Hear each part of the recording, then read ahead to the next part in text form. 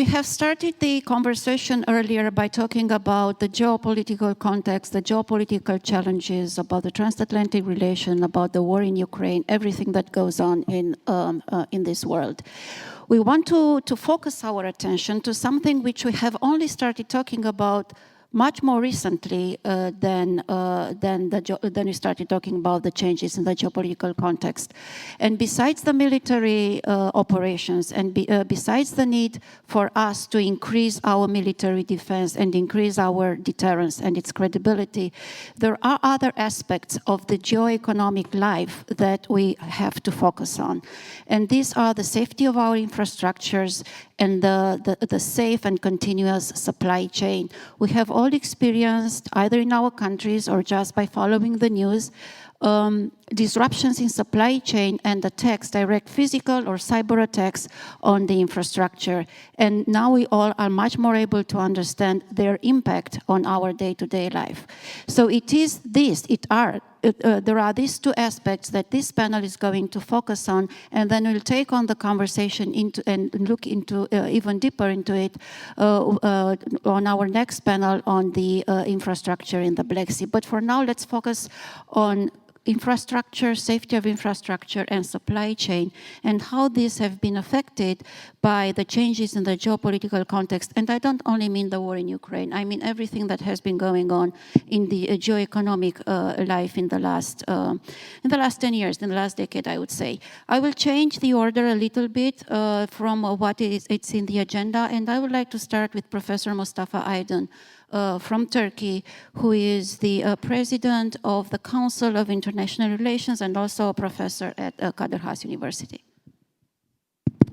And I do want to remind all the panelists that we are very, very tight on time, so please stick to the 4 minutes. Maximum would be lovely for your first introduction, so we also have time for questions from the audience. So Mustafa, please go ahead. Okay, thank you, Alina, and thank you for the invitation. I presume you started with me because you agree that my pessimist worldview. Let me start from that, and I'll leave the hopeful analysis to my co-panelists. I think when we are looking to the region, wider region, the war in Ukraine affects our optics. It's a pressing issue that it forces us for short-termism. We are looking short-term threats and trying to respond them, running around every new threat every time it emerges. However, this is not a strategic thinking, and this doesn't really address the long-term problems, neither in the Black Sea region or even wider geography. So when you look at the realities on the ground, the first thing comes to my mind is Russia will always be here. No matter how this war ends, Russia will be here. And the threats emanating from Russia, not since 2020, 22, but since 2008, starting with Georgia, it will continue, right? Whatever they agree or not agree on Ukraine, it's not the end of the threat of Russia that started 2008. Russian Black Sea fleet will be in the Black Sea. It will recover from the recent devastation. They will invest more on it. And there is no navy in the Black Sea, except the Turkish one, to counter that threat in the long term, right? We need to heavily invest on Romanian and Bulgarian and other partners in the Black Sea, for example. The pressure on the Caucasus and wider region, on the Eastern Europe, Baltics, is not going to end with Ukrainian war, if the Ukrainian war ends somehow. The hybrid threats and sabotages that already started will continue on economic infrastructure or energy infrastructure, on society's resilience and everything. It will continue. This something has started. Unless we have a grand bargain with Russia somehow, globally, which United States, I think, is trying to achieve now, if they can manage. Unless that happens, it will continue. So in this gloom, we have to look beyond the war. Granted, the war is so important, we have to give guarantees and everything, but we have to look beyond that. When I look beyond the war, I see none of the problems that emerged in the Black Sea region or wider Black Sea region, which I would include Eastern Europe, since the end of the Cold War, have been solved peacefully in this region. Right? Think about it. Azerbaijan, Armenia, the Georgia and its breakaway regions, Moldova, Ukraine, and Donbass and everything. None of these problems have been solved peacefully. It's not only the failure of the countries that are involved in this conflict, it's the failure of the wider Europe and Western institutions which have been trying to solve all these problems, and they have all failed. So we have to look in the root issues to go forward. We have to look into other aspects that we are totally neglecting now. Ecological disasters in this region, right? Security of energy supply lines. We are still trying to build even more supply lines through the Black Sea or around the Black Sea, where the Black Sea is actually not secure so far. So do we have alternatives to that? Can we create alternatives? I think we should, and we do have it. Maybe we'll talk about it later. Obviously, Ukraine needs long-term security guarantees. Everybody says it. Who is ready to give these security guarantees to Ukraine? The words doesn't matter. Even the papers, signature on papers doesn't matter. We have seen this in the Ukrainian case. Who is going to send ground forces to Ukraine to enforce the border with Russia? That's the burning question here. Unless Europe and NATO is ready to take up this question honestly, extensively, in a deeper, meaningful sense, then everything else is nothing. Thank you, Mustafa, and thank you for being on time. You touched on the supply lines of the Black Sea. One of the problems that I think we have here is that we focus too much on the Black Sea. On the one hand, we focus too little on the Black Sea. On the one hand, we focus too much on the Black Sea. And we forget that Europe is much larger than the Black Sea only. And we forget that there are very many important lessons that we could still learn from the northern Europe, from the northern part of Europe. And with this, I want to turn to you, Mr. Møller, from Norwegia, to tell us a little bit about how the safety of infrastructure and the continuity of the supply chain is being seen and probably already being solved in the northern part of Europe, where you have somewhat of the same challenges, but not necessarily the same. Thank you very much, and thank you for inviting me to this distinguished panel.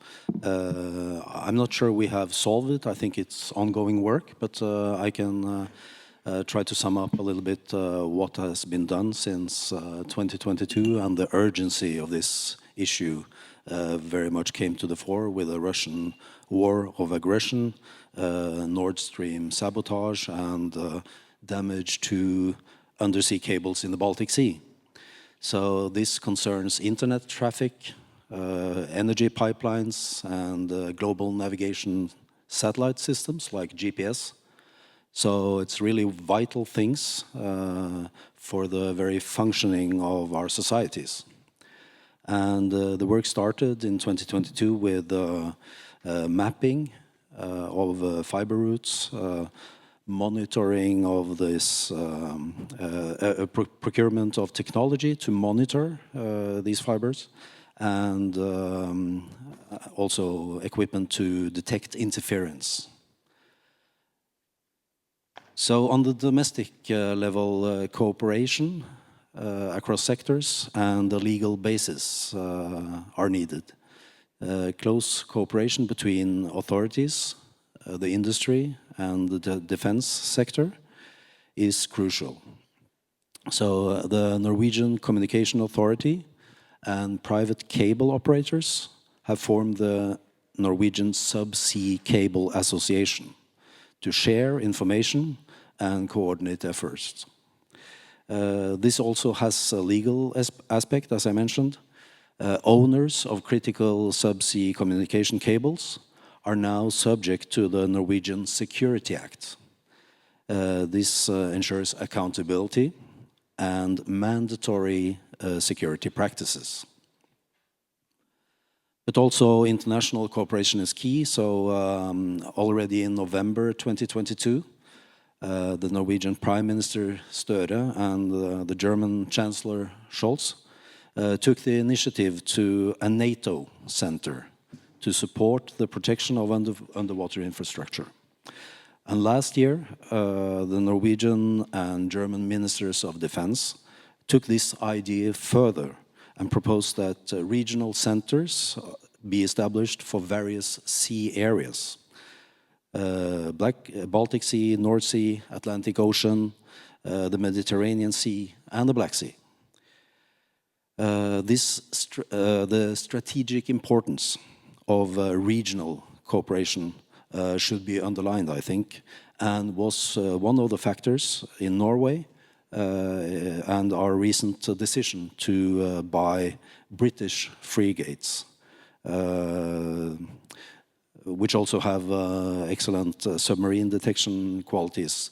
And in all this, let's remember that the Norwegian seabed is 7 times bigger than the land mass of Norway. So this is the approach: domestic organization and international cooperation. Of course, challenges and vulnerabilities remain. Repair capacity, risk assessments, and expanding these cooperation networks. And on that note, it's a pleasure to mention that Norway recently had an excellent cooperation project with Romania between NUPI and NSC. With financial support from the EEA and Norway grants, and the project resulted in the Securing the Frontlines report. And this and other such excellent projects have been mutually beneficial, I would say, and opened for dialogue between leading experts in the countries, and also contributed to facilitated dialogue between our respective decision makers. Thank you. Thank you, thank you, thank you very much. You did mention industry quite a lot and the cooperation with businesses and with industry, and also mention NATO. So this is a wonderful way into introducing Mr. Liviu Lazar, who is the coordinator with industry at NATO. So please go ahead. Thank you very much. And thank you very much to Aspen Institute for inviting and offering the opportunity. I think 2 words stand out in the name of the event: European and strategic. So we cannot discuss grand strategies with tactical solutions or tactical conversations. So it's important to have a strategic conversation on these topics and actually understand how to bring the conversation, to elevate it from tactical to operational to strategic level in such a way that we start getting involved into the development of grand strategies at national level, European level, and alliance or NATO level. I will try to play a bit the nerd in the panel because we are going to discuss about supply chains. And usually a supply chain is associated with a string that goes from the mine to the company that develops the solution and potentially to the warfighter. And that is somehow a misnomer, because the supply chains are not that straight, and they are not linear, but they're probably more like webs or meshes of connectivity between different suppliers that at a certain point identify themselves as defense. Because the company that mines rare earths doesn't know whether they mine it for defense or not. And that delineation between defense and non-defense happens at a certain tier in the supply chain. That is one thing. The second is that supply chains are not going only up, because one can say the extraction transforms into materials which are converted into chips, which are integrated into systems, potentially weapon systems or computers or game consoles.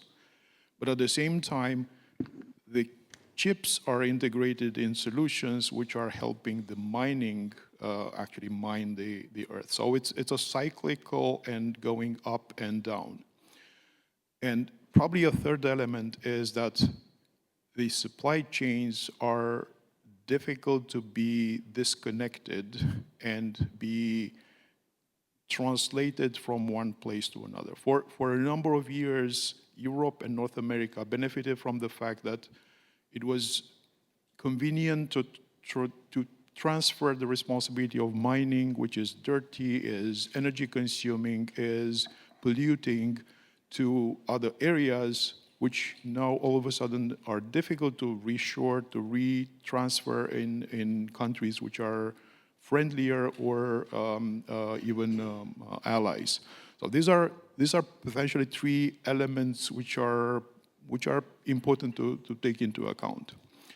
Now, in following the Russian full-scale invasion of Ukraine, NATO developed a number of tools to compensate for the lack of investment in defense.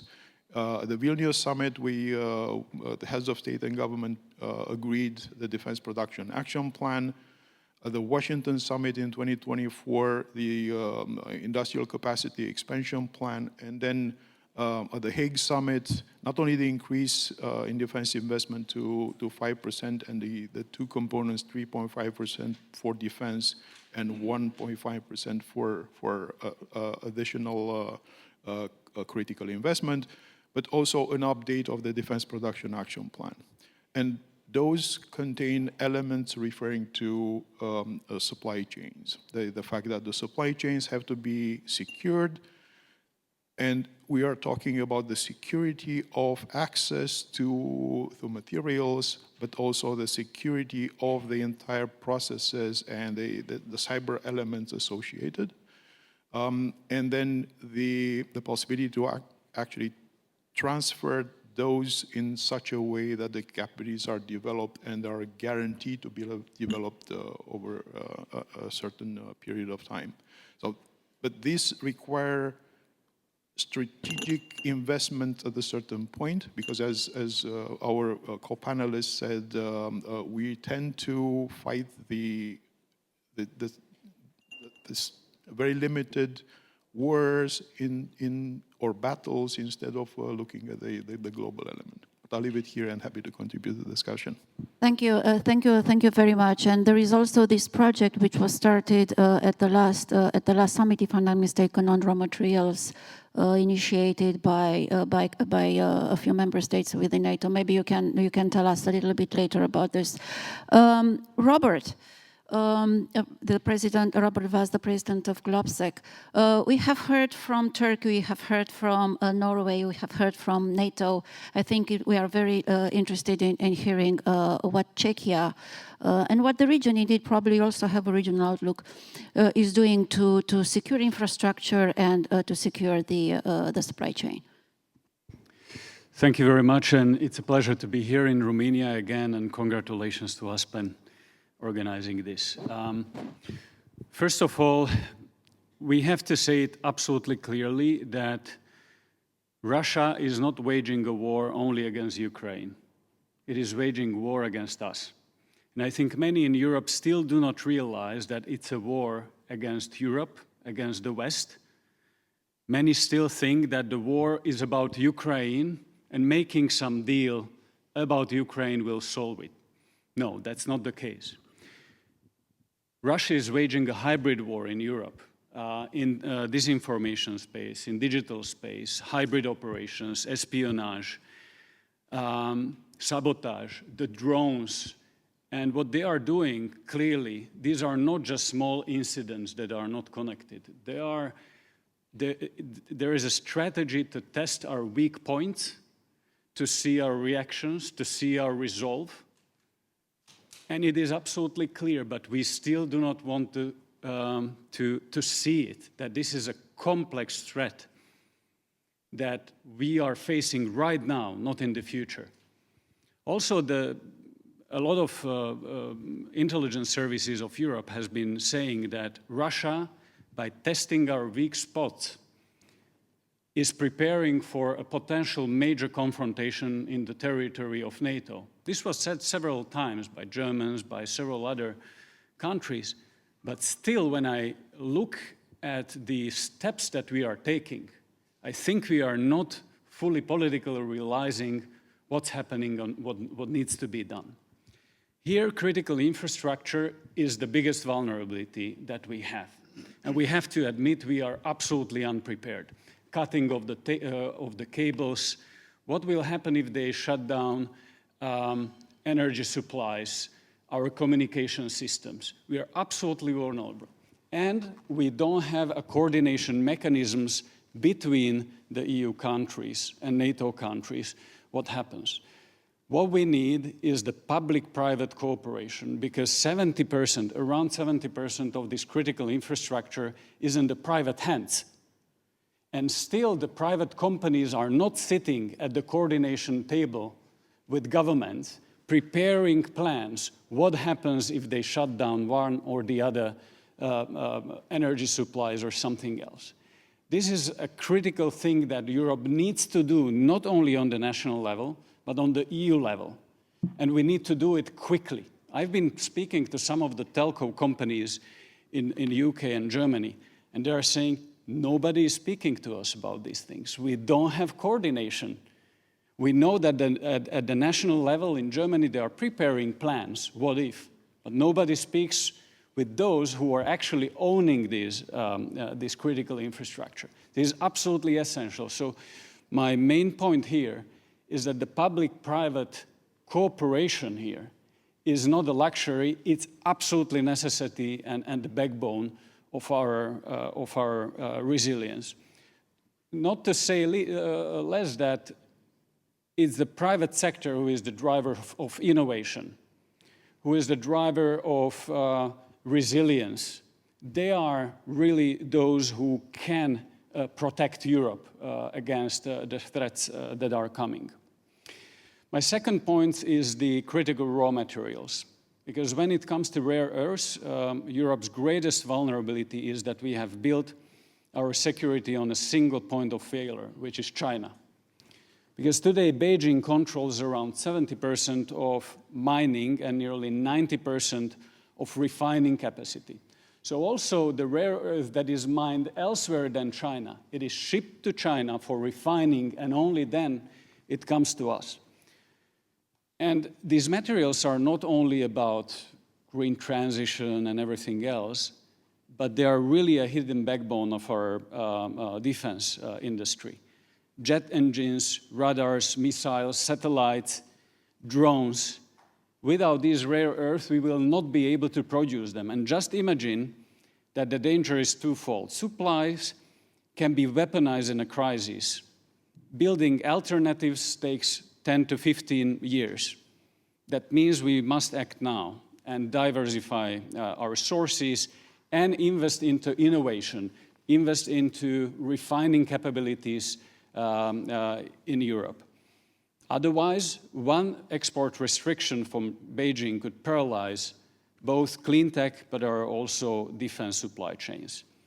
When we are talking now about the increased investments into defense to 3.5% and then 5%, this is not only a cost. We should take it as an opportunity to reindustrialize Europe, to catch up the gap that we've lost in innovation and technology.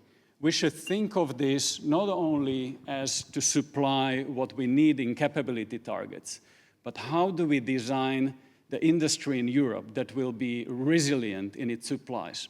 I was earlier today speaking with one of our partners, the CEO of Saab, and he told me that the bottleneck is not only what we need to deliver to a certain time, but how do we make sure that we have the supplies? So we need a broader ecosystem in Europe of suppliers that are much beyond and well beyond just the defense industry, to make sure that we are building it in the right way. I would have a few more points, but I see that you're looking at me, that I have to finish. I'm looking at you, and I'm also, thank you very much. No, it's really interesting, and I will let you make these points a little bit later, because I do want to take 2 questions, and then I will turn to the minister, and then probably some of your points will also be, asked. So please go ahead. Yes, I see a hand here. Thank you very much. Thank you very much for this very interesting conversation. My name is Claudia German, and I actually work for the association representing the European defense industry. I would have two very short questions, if I may. I have one question for Minister Miruța. I would like to ask, because we've been speaking about strategy yesterday, today, what is your vision for the Romanian defense industry in, let's say, 10, 15 years' time? And my second question is for Mr. Lazar. I want to ask you, how do you see the connection between civil and defense industry? Thank you. All right, there's another person here. It's a more specific question for Mr. Radu Miruța. My name is Mircea Vădan. I'm leading a Romanian drone-producing company, long range, and I was curious, how is the ministry planning to use drones for the critical infrastructure that was mentioning earlier in energy, oil and gas, and telecom, which I think we need to protect as well? Thank you. I will let the minister answer, and then I will get to you, Tyson, afterwards. Regarding the first question about strategy in the defense, we have to be a little bit synchronized with what the Minister of Defense is asking for.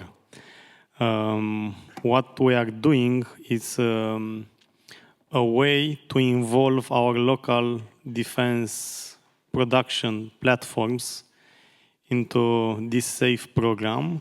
And what we already did, and I'm referring to the joint venture between Pyrochim and Rheinmetall for the powder factory near Brașov, is that for the first time, I think, we put as a mandatory condition into the contract for involving to involve in the production chain the local companies. Because for the local companies, till now, it was something to which they have to fight on. They had to go to the defense factory and ask if they are taking them on board for producing different components. Now, it's a mandatory condition for a new factory to involve local companies, which maybe they are modifying their business for producing local components. So by doing this, we already open a door to a local producer, and there are two benefits. One of them is, anyway, to develop economic interaction, and maybe before this, it's a strategic one. In case of, we have to be sure that we can produce as much as possible in Romania. And this is how we started to do. I didn't hear exactly your second question, please. You know, before now, in the field, a huge attention was to the helicopters. And we saw that few millions cost for a helicopter can be cancelled by a drone, which costs 5,000 euro maybe. I don't know if 5,000 euro drone can hit a helicopter, but anyway. So starting from what we saw in the real field in Ukraine, not only Romania, but as far as I know, most of the countries, at least inside the European Union, are focusing on developing drones. And this is what we are doing in Romania as well. So through the SAFE mechanism, we are planning to put around 200 million for investing in drones construction in Romania, in collaboration with potentially Ukraine companies, or maybe with other companies across European Union. But yes, it's a very important aspect we are focusing on.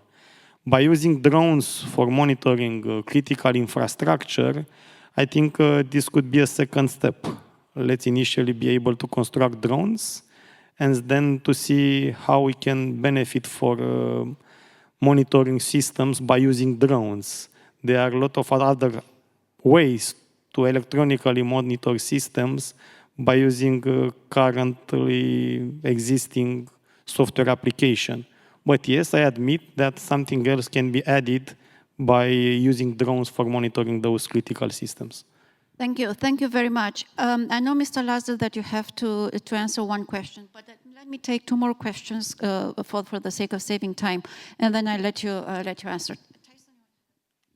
Okay, this has been a great conversation. I'll keep it brief. I have two questions. One is, in my previous job, I did a lot of work on Ukraine's economic recovery and followed the defense industrial base quite closely and did a lot of work with the US and Ukraine defense industries to try to build that up through deal teams, expediting licenses, foreign military finance, blah, blah, blah, et cetera, et cetera. One thing that I've noticed that has changed in that co-production joint venture ecosystem recently is the monitoring of the issue of corruption. I would be interested to know how you are looking at this as these mechanisms like SAFE are coming online that are going to be ramping up production to scale very rapidly. How are you making sure that that is not going to be a kind of free-for-all for corrupt activity? That's one. This is a question for whoever will take it, but I will direct it to, yeah. The second question is for the minister, which is the question on procurement. Right now, I work in Germany. I work a lot with the German tech industry. And one thing that I notice is that, you know, Europe is way behind the United States and China, and there are WTO reasons and others, in using procurement as an instrument of industrial policy, particularly in the civilian tech space, but even in this kind of dual-use space. How is Romania and Europe, can they address it and should they address it? That's it. Great, thank you. Mr. Lazar, I will let you answer, and then we'll go and all the panelists can answer the questions that Tyson asked. Wonderful, thank you very much. On the civil defense industry cooperation or relationship, that's a great question. So first of all, defense industry doesn't have the same status in all NATO nations. And you know very well, coming from ASD, that in some nations, defense industry is still state-owned, in some others is completely private, but there are also situations in between in which the defense industry is private, with the state having a golden share or having a mechanism to influence the behavior of the defense company. Add to the mix civilian companies, and you get a very interesting landscape, which is, again, is different from country to country. What we are trying from a NATO perspective is to bring deep tech and innovative companies, and Mr. Jana was instrumental in doing this. He's probably not very many know, but he was one of the fathers of the Defense Innovation Accelerator for the North Atlantic and the NATO Innovation Fund. And those were devised exactly to bring innovative companies which are not in the defense area, but have innovative solutions which have an impact on defense. And we see that most of the time, the capacity development follows a pretty straight logic in which military issue requirements, and those are going to contracts, and companies are bidding against contracts. But there are situations in which companies are coming with proposals which were not requested by the military, but change entirely the landscape of the warfare. Think of UAVs. The initial UAVs, unmanned vehicles, were proposed to the US Army without having been requested by the US Army themselves. So there are many examples of that. And then you can add IT and cyber and artificial intelligence, which are by definition non-defense, but they influence and completely change the landscape of defense. So we have the action plan we mentioned earlier, and we have a group within NATO, which is called NATO Industrial Advisory Group. You'll hear the vice chair today speaking, which is bringing together thousands of companies from the NATO nations and sometimes from partners as well. And not only companies, but defense industry associations as well. But I'll stop here. Thank you. Thank you very much. Let me start this way. Let me start with Robert, if you want to address any of the questions that were asked. And let's see if we can all do this in about 1 minute each. It's very difficult to choose one point from the many I would like to say, but Maybe on the defense industry and innovation, I want to say that what we are seeing in Ukraine, the level of the speed of innovation, the adaptability of their industry and small and medium-sized companies, startups, it is absolutely unprecedented and unmatched. We should take a huge advantage of it, try to interconnect the innovations that are coming from Ukraine and make it European, because look at the latest drone incident in Poland. We've seen what's happening in Ukraine. We knew that there might be in the future an incident of drones coming to NATO, but we were still shooting down these drones with the much more expensive weapons because we were not adapting fast enough. And it is Ukrainians who can help us right now to adapt very quickly. And it is something that makes Ukraine an integral part of European security system. And I think this is undeniable, and this is something that we need to also invest in. Thank you. Mr. Minister. I received one direct question regarding procurement, and by respecting the 1 minute interval, if your question referred to the procurement as a general aspect, in Romania there is a free competition. If you are referring to the procurement system inside the defense area, there are some filters for the companies that can participate into that competition. If you are referring to something else which I didn't answer, just let me know. Thank you very much. And I would like to pick up on a point by Mr. Vass regarding the need for private engagement beyond the defense industry. And one of the innovations this year in our Nansen support program for Ukraine of above 7 billion euros is to increase Ukraine competence, knowledge about Ukraine in Norway, targeted at the private sector to make sure that the interest and know-how and knowledge about Ukraine will be there for the midterm future as well, and beyond the defense industry, because it's clear that in the midterm, even if, of course, now our aid is mainly military, in the future it needs to be also civil, directed at infrastructure, and there will not be enough money only from governments. The private sector needs to be involved, and that's key to the successful integration of Ukrainian European structures, and I'm sure counter-corruption will also be part of these efforts. Thank you. Mr. Lazar, do you want to add anything? If I may, one second on procurement. For the first time this year, before the Hague summit, NATO released the aggregated demand from NATO defense planning process to industry. That release gives a perspective of the next 10 years of procurement. Everything is sanitized in terms of removing the names of the countries is anonymized, but still it gives an indication on what is expected from allies to deliver in the next 10 years. And the responsibility is with the Ministries of Defense and the Ministry of Economy in this case to share that with industry, because the data is classified. But still the information is there, so if you haven't had a chance, knock on their doors and try to get that information, which will give you the perspective of requirements. And we will discuss this at one event which is hosted, will be hosted by Romania in Bucharest in November, the NATO Industry Forum, where all industry is invited. Thank you very much. Thank you. Mustafa, 1 minute. Just very short, yeah. The war that we are watching in Ukraine and also elsewhere in the world today are not the next generation warfare.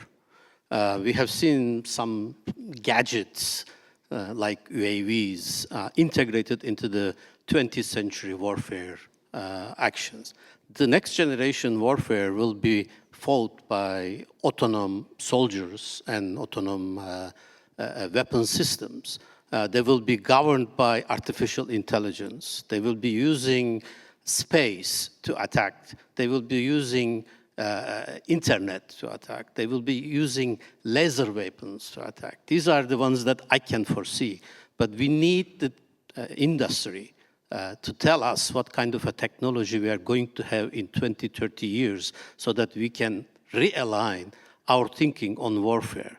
Today's efforts, I'm afraid, in Europe and in NATO, in most of our countries, is aligned to prepare for the next war, which is going to be assumed to be fought along today's lines. It's not going to be.